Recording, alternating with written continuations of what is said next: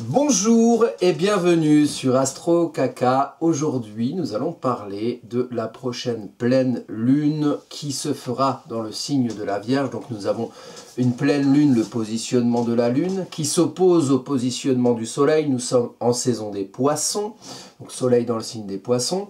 Et donc, comme chaque année, quand le soleil est en signe des poissons, à un moment donné, il y a la lune qui vient se mettre face à lui. Et donc nous sommes dans une pleine lune, et une pleine lune qui est dans le signe, donc la lune en face des poissons, de la Vierge, axe Vierge-Poisson, que moi j'appelle l'axe des limitations. Donc on va en parler, voilà, expliquer un petit peu ce que c'est. Et puis qu'est-ce que la lune ici met en lumière dans le signe de la Vierge. Alors cette pleine lune dans le signe de la Vierge va se positionner, donc il y aura la pleine lune en Vierge, le vendredi 14 mars, donc vendredi 14 mars 2025, on est à 7h55 heure de Paris, vendredi 14 mars 2025, pleine lune dans le signe de la Vierge, donc une pleine lune en Vierge. Les coupables sont ici. Vous avez une lune qui éclaire le signe de la Vierge en maison 6, et vous avez un soleil qui éclaire le signe des poissons. Alors il est bien accompagné le soleil, hein, comme vous le constatez. Le soleil en maison 10. Donc il y a deux axes, il y a la maison 6, il y a la maison 12, et puis il y a la Vierge et il y a les poissons. Et ça tombe bien, puisque quelque part, chacun est à domicile sur cette carte. Donc c'est une carte qui s'oriente par rapport à l'endroit où moi je parle, par rapport à l'endroit d'où je dissémine ce petit message. Donc ici, on a une carte qui se centre avec une lune dans la maison 6 qui est analogique au signe de la Vierge, 6e signe du zodiaque, et un soleil qui est dans la maison 12 en poisson, maison 12 analogique au 12e signe des zodiaques, donc les poissons, quelque part. En maison 6, on est chez la Vierge, et en maison 12, on est chez les poissons. Mais une énergie, c'est-à-dire un signe, et un endroit, c'est-à-dire une maison, c'est pas la même chose, mais on va dire qu'il y a cousinage, il y a des énergies qui sont communes, sauf qu'on ne parle pas du même élément, c'est-à-dire qu'on parle, une énergie n'est pas une maison, n'est pas un endroit, et un endroit n'est pas une énergie. Mais il peut s'avérer qu'il y a certaines énergies qui soient très à l'aise à certains endroits. Et c'est le cas ici. Donc, on a une lumière au grand jour ici, pleine lune, hein, qui éclaire toute la carte, mais qui éclaire principalement sur un axe. L'axe des limitations Vierge-Poisson. Pourquoi axe des limitations? Parce que la Vierge, c'est la forme. La Vierge, c'est la forme. Ici, la Lune éclaire en Vierge. Donc, la Lune, c'est un besoin, c'est émotionnel, affectif.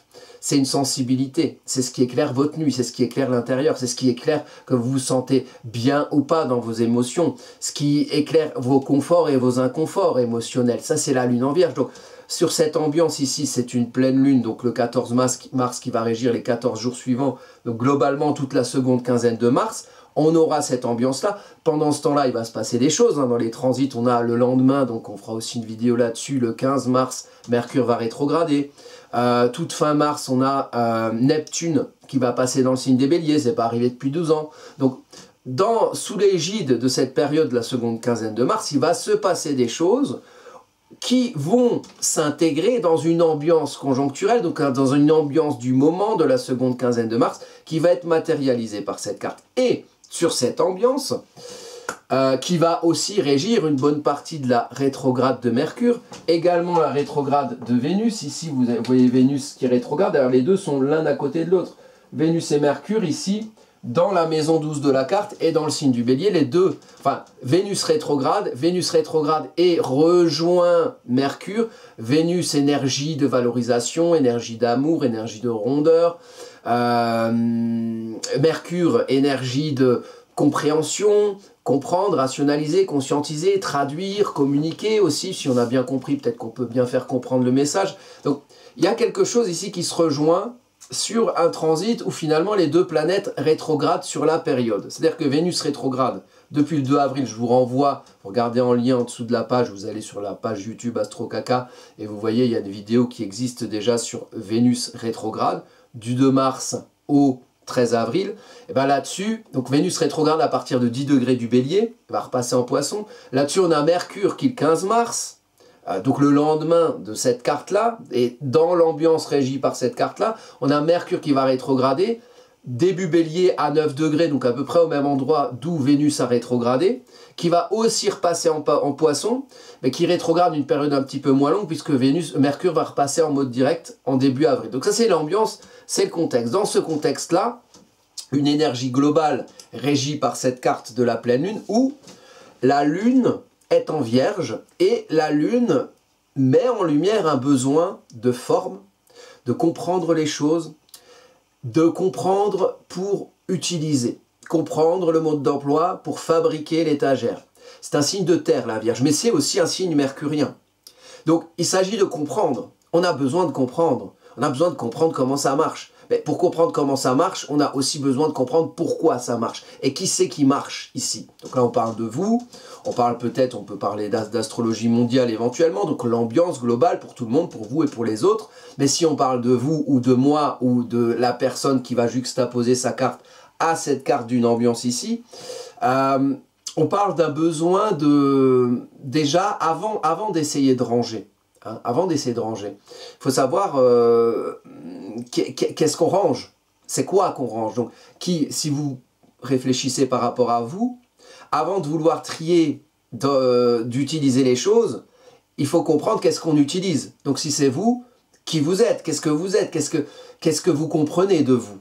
Qu'est-ce que vous comprenez de ce que vous avez besoin de ranger, de ce que vous avez besoin de trier, de ce que vous avez besoin d'analyser? C'est quoi l'objet? C'est quoi le sujet? Qu'est-ce qu'il y a à comprendre de ça? Parce que quand on veut utiliser, je sais pas moi, un marteau par exemple, il faut comprendre que le marteau il a un manche, que le marteau il a un endroit avec du métal qui fait qu'on peut taper, que le marteau a une fonction dans son histoire, qu'on peut en faire différentes choses, plus ou moins, comment dire...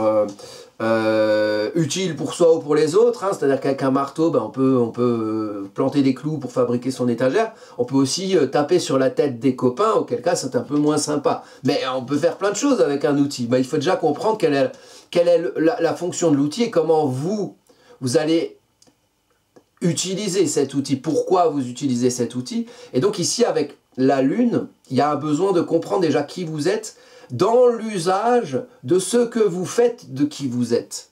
Ça c'est important, mais d'abord pour les signes mercuriens, et notamment ici pour ce qui nous concerne de Mercure, de l'énergie mercurienne de la Vierge, où brille la Lune, donc un besoin émotionnel, on a besoin de comprendre qui on est pour savoir comment s'utiliser. Et pour savoir comment rendre pragmatique quelque chose qu'on a compris, qu'on a rendu intelligible, qu'on a traduit. Et du fait de le traduire, donc qui on est et comment on s'utilise, qu'est-ce qu'on souhaite quelque part. Et ça, le souhait, le pourquoi du comment, c'est traduit par le soleil en Poisson. Donc l'idée, c'est d'avoir un besoin de comprendre qui on est pour pouvoir s'utiliser dans la maison 6, dans le concret quotidien, dans les fonctionnements quotidiens, dans les logistiques quotidiennes, dans la vie de tous les jours, tous les jours, la maison 6 qui va pérenniser ce qu'on affirme de soi en maison 5.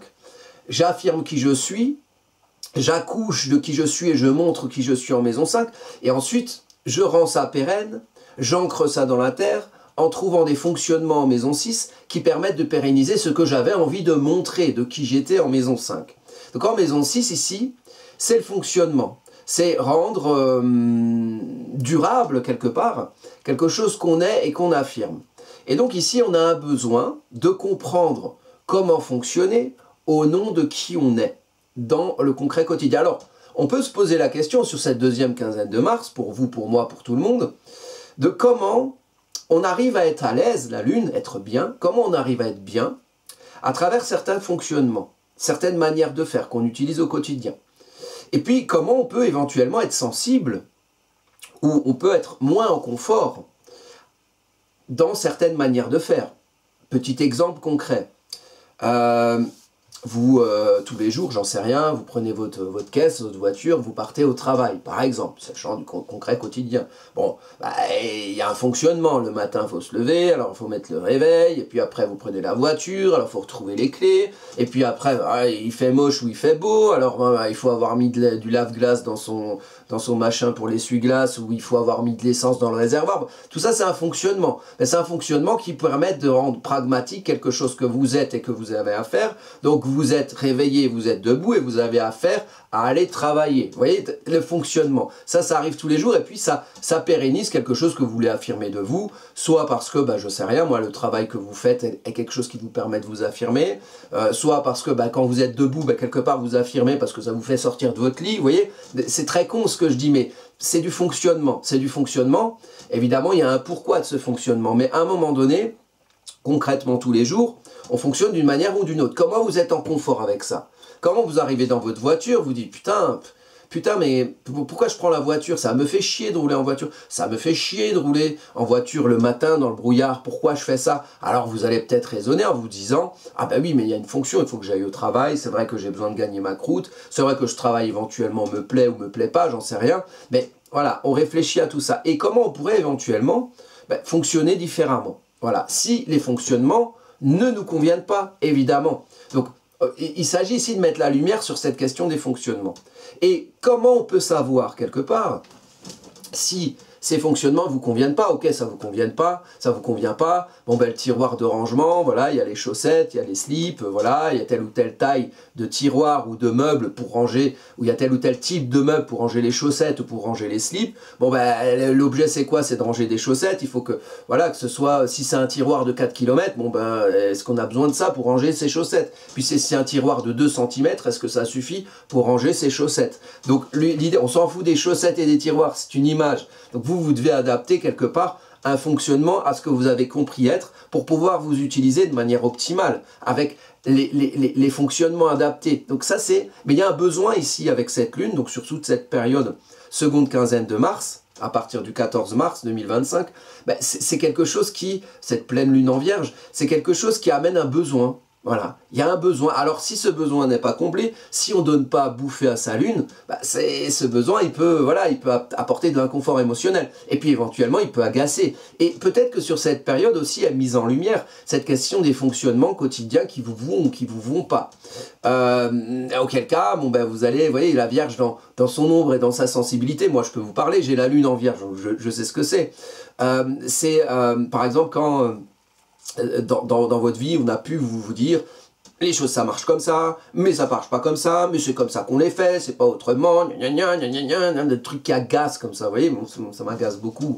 Hein, c'est comme quand les gens ils me disent mais pourquoi tu t'appelles Astro Caca, machin, voilà, ça m'agace un petit peu, c'est pas grave, je comprends que ça étonne, mais voilà, chacun ses fonctionnements, et puis après, pourquoi pas, on a aussi le droit d'entendre des personnes bienveillantes autour de nous qui nous disent qu'éventuellement, tiens, ce serait pas mal que tu fonctionnes peut-être un peu différemment, ce serait peut-être plus efficace. Mais enfin, il y a une manière de l'amener, si vous voulez. Et alors là, ce que vous allez, surtout sur cette période, on va tous être très sensibles à ça, c'est potentiel de prise de bec sur les manières de faire. Mais c'est pas comme ça qu'on met la vis, mais c'est pas. Et puis après nous on va se sentir heurté émotionnellement. Comment ça, c'est pas comme ça, mais moi je suis en confort comme ça. Mais bon, alors faut aussi avoir un petit peu les oreilles ouvertes pour entendre que effectivement parfois il y a de la bienveillance qui peut venir vers nous et qui peut nous dire bon tiens, tu peux peut-être fonctionner différemment, j'en sais rien, si je parle pour moi, quelqu'un qui vient qui me dit mais putain, à chaque début de vidéo on te voit t'asseoir, on te voit éteindre la caméra à la fin, mais tu peux pas faire du montage, et ce serait effectivement quelque chose d'intéressant à faire. Mais après moi je répondrais mais ouais c'est vrai, mais je suis un peu con avec tout ce qui est technique, et je ne sais pas faire de montage, et c'est à cause de ça que je fais comme ça, et au final je m'y suis fait, les gens s'y sont fait visiblement, mais c'est pas pour ça qu'on n'a pas le droit d'évoluer dans certains fonctionnements. Donc, la lune en vierge va apporter une sensibilité par rapport à ça, et d'autant plus moi sur ce que je vois sur cette carte, puisque la lune est dans la Vierge, dans le signe de la Vierge, et en plus dans la maison de la Vierge. Donc on est sur du concret, on est sur de la vie concrète. Maintenant, comprendre s'il y a des choses qui ne vous conviennent pas, des manières de faire qui ne vous conviennent pas, il faut comprendre pourquoi vous les faites. Et là, on arrive au poisson en face, et on arrive au soleil, qui fait face à la lune, et dans la maison 12. Donc, si on fonctionne de telle ou telle manière, et que ces fonctionnements ne conviennent pas, ils nous rendent mal à l'aise, on n'est pas bien dedans avec la lune, il faut aller en face et comprendre finalement pourquoi on fonctionne comme ça, pourquoi on utilise tel ou tel outil, c'est quoi la raison, c'est quoi le sens. Et là on arrive dans l'univers de la maison 12, qui est le rapport de soi à soi, la gestation du sens qu'on donne à qui on est, et qui accouche de soi à l'ascendant. Attention, avec un ascendant bélier, en plus à côté de Chiron, qui pique un peu. Donc il y a quelque chose de feu ici, dans ce qui va sortir de vous, mais dans ce qui sort de vous, donc ce que vous activez, ce que vous agissez, ce qui accouche de vous par le feu, l'énergie de démarrage d'action du bélier, avant ça il y a les poissons, il y a le pourquoi du comment. Et donc ce pourquoi du comment va aussi correspondre par opposition avec la lune en vierge. Qu'est-ce qui fait que vous êtes en confort ou pas dans certaines utilisations, dans certains usages, dans certains fonctionnements. Et là on peut interroger, qu'est-ce qui fait qu'on fonctionne? Pourquoi on fonctionne de telle ou telle manière? Et est-ce que ça correspond à un sens profond mûri en nous? Est-ce que ça correspond à une inspiration, à quelque chose qui nous botte, à quelque chose qui fait sens, à quelque chose que l'on souhaite, à quelque chose qui a de l'esprit, poisson, spirituel, qui nous... Alors il faut s'y retrouver, évidemment, et c'est pour ça que le soleil, il est là. Le soleil, il éclaire en vous, il éclaire les émotions intérieures, les intentions. Pourquoi on organise des choses comme ça? Et si la lune, elle est en inconfort avec certains fonctionnements, c'est peut-être qu'on fonctionne de cette manière au nom d'un pourquoi qui n'est pas le nôtre et qui, voilà, en poisson, on est comme une éponge et il y a plein, voilà, on est dans l'océan, on se nourrit et c'est très bien de ce qu'il y a autour, des atmosphères autour de nous, des petites ambiances comme ça, mais comment on peut s'y perdre dans ces ambiances? Comment on peut se perdre dans certaines influences? Comment on peut arriver à faire les choses un petit peu parce qu'on est brinque-ballé dans les vagues des océans, alors qu'en fait le poisson ici il est en vous et c'est intime et c'est vous et c'est vos émotions, vos intentions, et c'est ça qui est mis en lumière par le soleil, la lumière en vous. Donc quelque part la confiance en vous à vous mettre en lumière en plein jour dans le pourquoi vous allez vous organiser de telle ou telle manière. Et avec la maison 12, et c'est comme ça que la maison 12 est connectée à la maison 6, c'est il faut comprendre le sens qu'a en vous l'organisation, les manières de faire avec lesquelles vous rendez pragmatiques ces inspirations intérieures dans la vie concrète et dans la terre concrète quotidienne. Donc il s'agit avec la Vierge de rendre intelligible, de traduire, de comprendre, et donc de traduire aussi ce qui est éclairé en vous, donc ces intentions. Ok, j'ai compris que je voulais mettre mes chaussettes dans le tiroir à chaussettes parce que j'ai besoin de pouvoir retrouver mes chaussettes le matin quand j'ai la tête dans le cul, sans fouiller 3 heures. Ouais. C'est très con, il y a sûrement des inspirations plus importantes en vous qui vous mènent à fonctionner de telle ou telle manière. Évidemment, c'est un exemple, c'est un archétype, et c'est une caricature. Donc, qu'est-ce qui amène à fonctionner? Pourquoi? Et quel sens? Et donc, quand on est en connexion entre le sens qui est mis en visibilité par le soleil et le besoin de ranger, de trier, d'analyser et de rendre pragmatique et intelligible, et bien normalement, on est bien dans son champ concret quotidien, dans ses organisations et ses fonctionnements, parce qu'elles ont un sens. Et donc, je disais au début, axe et limitation, pourquoi? La Vierge, c'est orange, orange, orange. On a besoin de faire le tri, c'est le sens du détail, on a besoin de comprendre pour fonctionner. Ok, très bien. Donc, mais si on va trop loin là-dedans, et si on ne connecte pas ça au sens des poissons, s'il n'y a pas un pourquoi du comment on range, ben on va essayer d'être dans du contrôle mental, on va ranger les trucs dans des machins tout petits, tellement petits qu'on ne pourra même pas y foutre une foutue chaussette. Et donc, les poissons, la Vierge va apporter les codes, les ordonnancements, les organisations, la forme. Mais il ne faut pas se perdre dans la forme, il faut que la forme reste connectée au fond. Et là, on a les poissons. Et donc, les poissons, c'est un infini océan dans lequel se déversent les rivières de chacun. Donc, les histoires de vie de chacun, là, on fout tout dans la même flotte. Et puis, bon, bah, c'est un peu le bordel. On s'y perd un peu. Mais même les poissons ont des limites, même les océans ont des limites. Pour définir l'Atlantique, il y a bien des côtes, il y a bien des frontières qu'on a définies. Et sinon, on ne l'appellerait pas Atlantique, on ne le qualifierait pas, on ne le quantifierait pas. Vous, le sens que vous donnez à qui vous êtes, vos émotions intérieures, il faut aussi les borner, il faut aussi bah, je dis pas être borné, mais il faut les borner, y mettre des frontières, y mettre des limites pour les comprendre, pour les rendre intelligibles et pour les rendre utilisables. Sinon, on est tout perdu et on est brinque-ballé dans les océans. Donc, la Vierge permet le discernement pour pouvoir qualifier et quantifier le fond et la forme, surtout le contenant et le contenu. Le contenant, c'est vous. Le contenu, c'est ce dans quoi doit aller le contenant pour être qualifié et quantifié. Et la Vierge vient organiser ça. Elle vient comprendre les inspirations et elle vient les rendre pragmatiques et utilisables. Donc, il faut connecter les deux. Et sur cette période, du 14 mars à la fin mars, c'est quelque chose de très important. Pourquoi?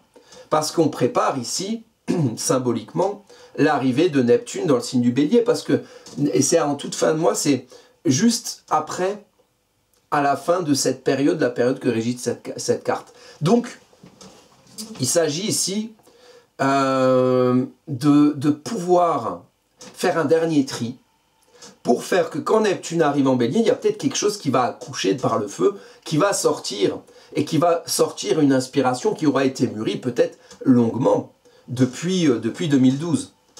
Puisque 2012, c'est l'entrée de Neptune en Poisson. Donc un long transit jusqu'à maintenant, jusqu'en Bélier, jusqu'à la fin du mois, jusqu'à la fin de cette période-là. Donc si on fait le tri à ce moment-là, ben, c'est pas plus mal. Pour pouvoir accueillir Neptune qui rentre en Bélier, de manière à l'amener dans un univers un petit peu organisé, qui puisse le rendre intelligible et utilisable. Bah, il y a une inspiration, Neptune, planète des rêves, de l'imaginaire, de l'esprit des choses, mais on est, comme je dis souvent, on est des chilicones incarnés, donc on arrive avec des énergies célestes, des influences, on est venu là pour ancrer ça dans la terre, à travers nos bras, nos jambes et notre tête, et pour pouvoir utiliser ça, et amener l'esprit des choses et les influences autour de nous, à mûrir en nous, à se rendre intelligible et utilisable pour faire de ce qu'on est quelque chose qui traduit une énergie céleste et qui l'amène dans le concret. Ça, c'est notre rôle, c'est comme une espèce de prise à la terre quelque part, c'est ce que j'imagine. Donc, sur cette carte, nous avons donc les poissons en maison 12, la Vierge en maison 6, la Lune en Vierge en maison 6, le Soleil en Poisson en maison 12, et un ascendant Bélier. Donc, je parlais de Neptune qui rentre en Bélier. Ici, on connecte aussi dans l'apprentissage personnel, collectivement, donc chacun, tout le monde, moi, vous, apprendre à se représenter comme celui qui fait, qui décide, qui démarre, qui entreprend. C'est pas facile, surtout que ici, l'ascendant est blessé par la blessure chironienne. Donc, il s'agit de comprendre comment vous, dans votre vie, vous avez pu vous représenter ou non dans l'action et comment le fait d'agir a été pour vous blessant ou comment le principe du fait d'agir a été pour vous blessant, quelle blessure ça a constitué, comment vous vous êtes senti parfois dans votre vie pas capable ou valable d'agir, de décider, ou comment vous avez rencontré autour de vous, dans des situations, dans des rapports avec des personnes influentes dans votre construction personnelle, votre développement de qui vous êtes, de votre identité, de ce que vous représentez de vous, à vous-même et aux autres, comment vous avez pu rencontrer autour de vous l'ombre du Bélier, l'ombre de ceux qui décident à votre place, l'ombre de ceux qui vous font ne pas vous sentir légitime à décider vous-même, à vous arroger le droit de prendre. C'est une énergie martienne, le Bélier donc. À un moment donné, se confronter peut-être aussi, se confronter à soi, et se confronter à soi qui fait ou qui ne fait pas. Et l'idée, c'est de pouvoir, ici, apprendre à transcender une blessure du rapport à l'action pour pouvoir agir et oser agir et faire au nom de ce qui a mis en lumière en Poisson avec le Soleil et de ce qui amène ici avec Vénus rétrograde et Mercure, ce qui amène à comprendre finalement, mais qu'est-ce qu'on aimerait faire? Qu'est-ce qu'on souhaite faire? Qu'est-ce qui fait sens en nous par rapport au comment on agit sur nous pour comprendre ce qu'on aime être et ce qui fait sens en nous, pour pouvoir accoucher de ça et accoucher de quelque chose qu'on fait qui soit connecté à ce souhait, à cette intention, à cette émotion et au fait de pouvoir quelque part avoir confiance en ces intentions pour les rendre réelles ou les amener hors de soi par ce qu'on se représente de soi dans l'action qui soit connectée à ça, à ce qu'on a compris aimer. Ce qu'on a compris aimer, c'est Mercure, Vénus rétrograde. Vénus rétrograde, introspection. Qu'est-ce que j'aime en moi? Comment je m'aime? Quelles sont mes valeurs? Et là, ça rencontre Mercure, traduction. Et puis c'est un Mercure en bélier.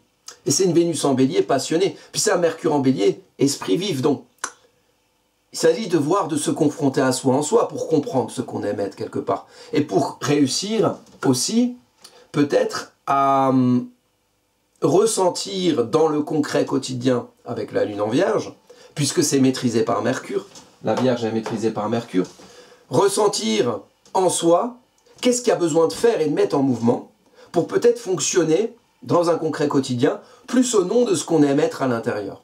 Et pouvoir ensuite se représenter avec l'ascendant bélier comme celui qui agit et qui réussit à transcender ses blessures chironiennes. Mais attention, c'est sûr que sur la période, il peut y avoir des choses aussi qui se confrontent à vous et qui vous challenge dans votre capacité à agir et à mettre les choses en mouvement en votre nom. L'ascendant, le moi, je suis MOI, je suis, c'est moi qui agis. C'est moi qui agis pour pouvoir trouver l'équilibre dans ce que je projette de moi au niveau du relationnel. Alors, il y a encore d'autres choses, j'ai beaucoup parlé de la Lune en Vierge ici. On a sur cette carte, je suis un peu enroué, hein, pardon, je sors d'une putain de grippe de 3 semaines, là, ça me les a bien cassés. Mais c'est fini, et ça va mieux, voilà, on repart, c'est le printemps. On a le Soleil, Saturne, ici. Saturne à 22 degrés, Soleil à 23 degrés. Donc, Saturne à l'intérieur, éclairé par le Soleil, à l'intérieur en maison 12. Saturne gouverne. Saturne, il réalise. Saturne, il amène dans le concret. Mais Saturne, bah, c'est les dures réalités. C'est ce qui peut plomber.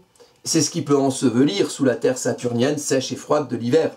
Donc le Soleil met en lumière ça. Il met en lumière une construction d'une certaine solidité en soi, une certaine manière de gouverner ses intentions et ses émotions, fruit de l'expérience, de comment parfois elles ont été plus timorées.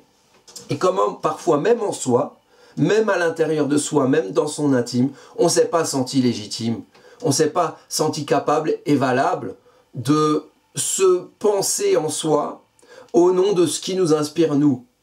Et vous voyez, c'est comme des influences institutionnellement établies. Ah, c'est comme ça, a toujours été comme ça. Alors nous, on va mûrir nos intentions en fonction de ce tamis-là. C'est-à-dire, on va dire, bon, bah voilà, oui, bon, oui, mais non. Mais je donne un exemple à la con, mais un peu orienté politiquement, enfin, par rapport à mes idées à moi. Mais non, mais on vote, les élections, on vote, bah ça a toujours été comme ça. Et puis mais si, bah, les gens, ils comptent.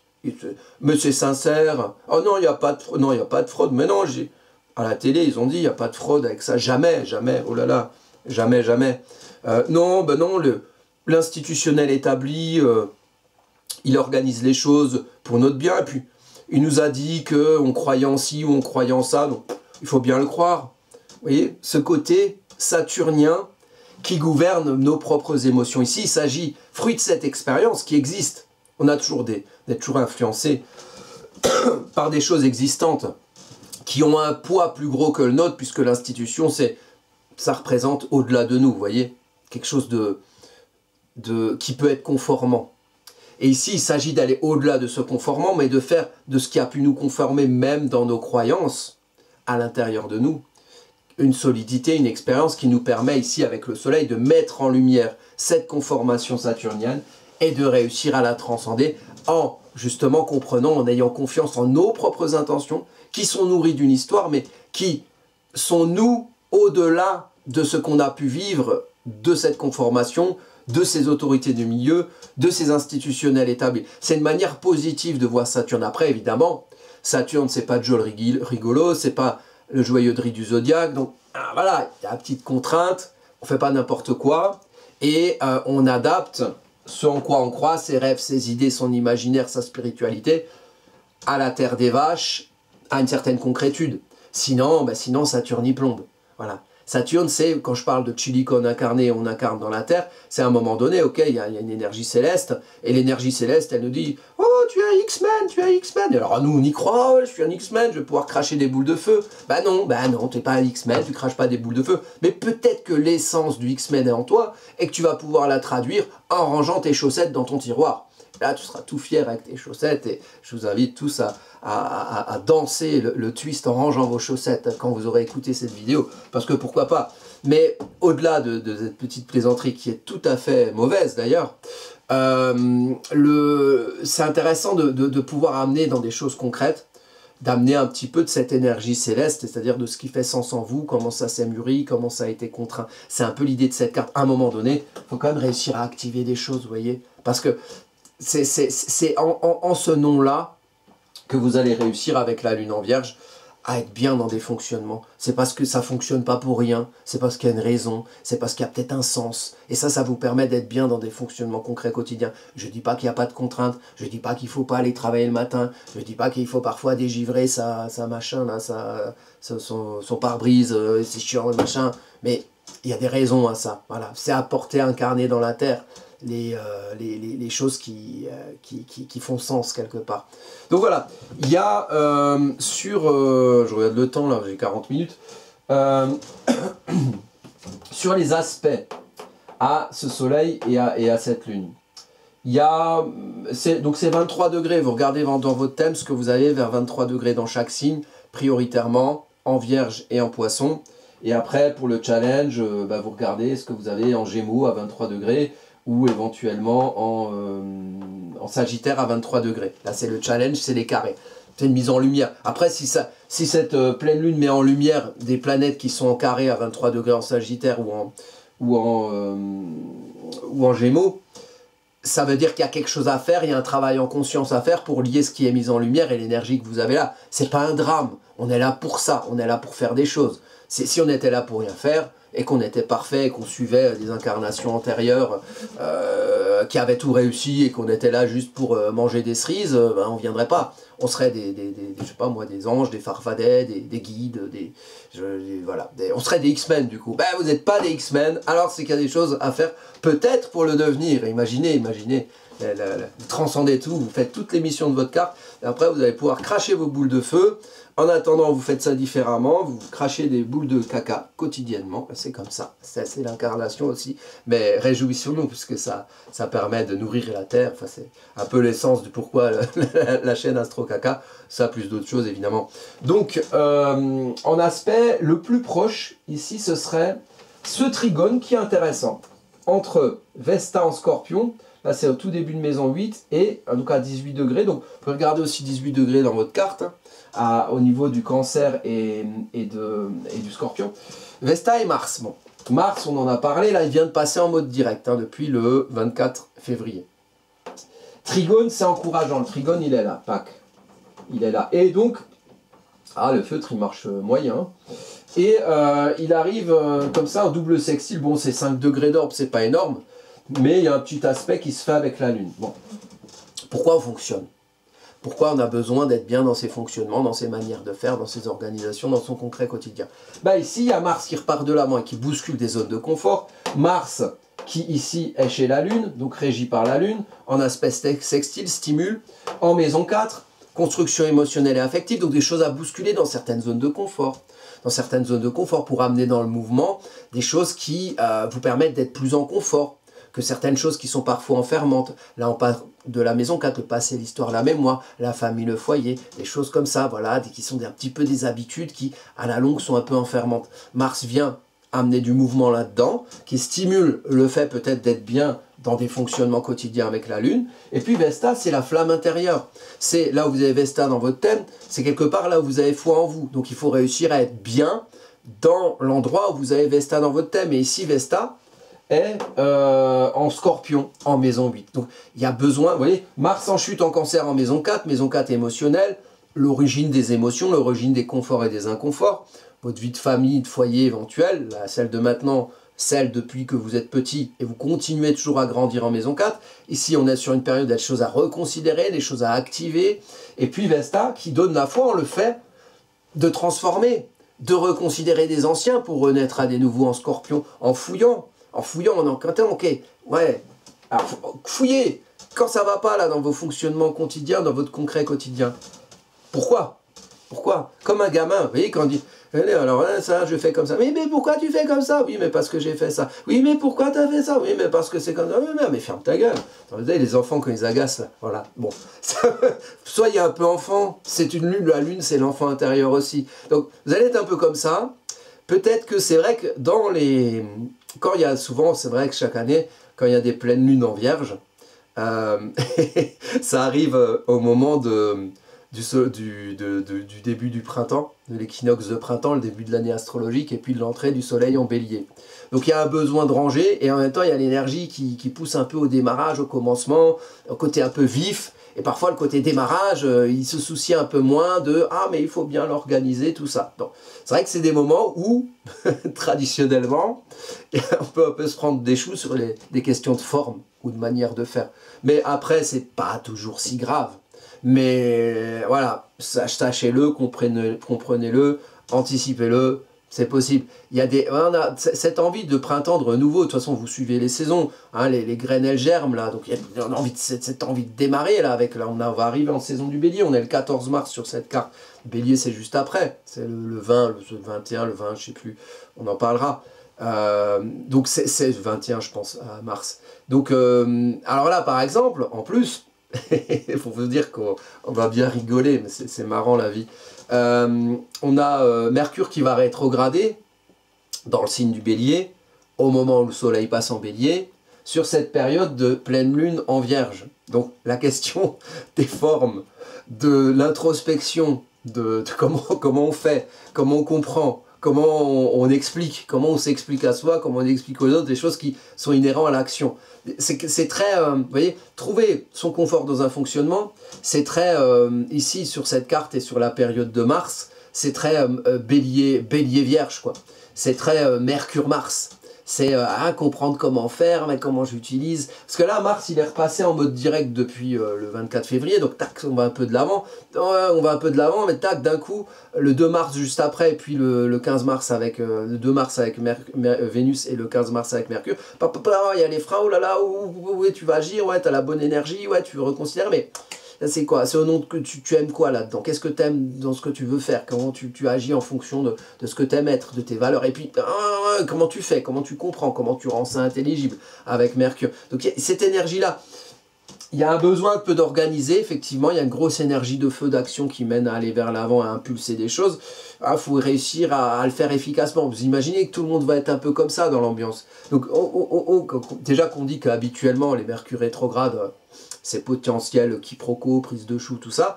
Là, c'est très dans les énergies de feu. De toute façon, on a beaucoup de Mercure rétrograde les derniers temps dans les énergies de feu. Donc, c'est dans le fait de faire qu'il faut comprendre comment faire, quelque part, pour faire de manière, on va dire, intelligible, à droite, et pas se prendre le chou en se disputant sur des questions de forme, au nom de choses qu'on a envie, d'énergie de pulsion, pulsionnelle, pulsion de vie, des choses qu'on a envie un petit peu de démarrer. Bon, voilà ce que j'en dis, moi, hein, de ces énergies. C'est une vision de l'esprit, c'est un point de vue. Donc, si vous voulez analyser ça par rapport à votre carte, évidemment, voilà, ça et puis les transits d'après, je reste à votre disposition sur le site astrokaka.fr, je vous le mets, hein, histoire de faire une jolie vue pour la fin. Voilà, vous avez mes prestations, vous allez voir ce qu'il y a, il y a des consultations, il y a des études, voilà, si ça vous dit. Sur cette période-là, il y a beaucoup de choses qui bougent, il y a beaucoup d'énergie qui bouge. Et voilà, disons qu'il faut garder le cap. Voilà. Et sur vos cartes à vous, donc je vous indique, ici, vérifiez bien 23 degrés, Vierge Poisson. Globalement, la Vierge et le Poisson, en plus, nœud lunaire nord, l'axe des nœuds correspond, alors le nœud lunaire nord est à 27 degrés, donc il n'est pas si loin que ça de la Lune. Le nœud lunaire sud, pardon. Et donc il y a un petit peu la Lune, le besoin qui doit mener. Qu'est-ce que vous voyez dans votre concret? Comment ça fonctionne, ça ne fonctionne pas? Ça doit vous amener au sens, vous voyez, les conforts et les inconforts dans les manières de faire, ça doit vous amener à vous poser la question du pourquoi. Voilà. Pourquoi comme ça? Vous savez pas, pourquoi je fonctionne comme ça? Pourquoi j'utilise des feutres qui ne marchent pas et que je ne change pas de feutre? C'est quoi la raison? Il n'y a pas de raison, c'est pas logique. Il faut que je m'achète des feutres qui marchent. Voilà, par exemple. Bon. Et pourquoi faire les flottes qui marchent? Pour vous faire des vidéos, pour vous expliquer des trucs, enfin voilà. Un petit peu ce raisonnement-là. Je vous remercie de votre attention, de votre fidélité, de vos commentaires aussi, très sympa la plupart du temps. 2 fois, bon après, moi on m'a dit, il y en a qui sont un peu confrontants parfois, mais c'est pas grave. Je les supprime si vraiment ils sont irrespectueux. Mais on m'a dit, ah mais tu pourrais couper les commentaires. Non, non, non, non, c'est intéressant cet esprit d'agora, cet esprit de forum, on discute, vous voyez. Même si c'est des petites choses en commentaire, je ne vais pas vous faire une étude complète en commentaire. Mais des fois, vous voyez, il y a des personnes après qui lisent les commentaires. Je le sais, et c'est intéressant. Et c'est dommage, moi je trouve que ça manque sur les autres chaînes d'astro. Il n'y a pas de commentaires où, en fait, où alors l'astrologue répond oui, non, il met un cœur, enfin... Voilà. Je veux pas vous faire un roman en réponse de commentaires, c'est pas l'objet. Si vous voulez me contacter, vous allez sur, c'est en bas là sur le lien écrit, vilnusmarcel@gmail.com. Voilà, vous pouvez me poser vos questions de manière plus, ou des choses un peu plus intimes peut-être, ou plus longues que ce qui se passe en commentaire. Mais c'est intéressant. C'est intéressant d'avoir aussi des retours. Voilà. Moi, je lis attentivement tout ça et je réponds. Voilà, je vous remercie en tout cas, et puis je vous dis à bientôt pour de prochaines vidéos.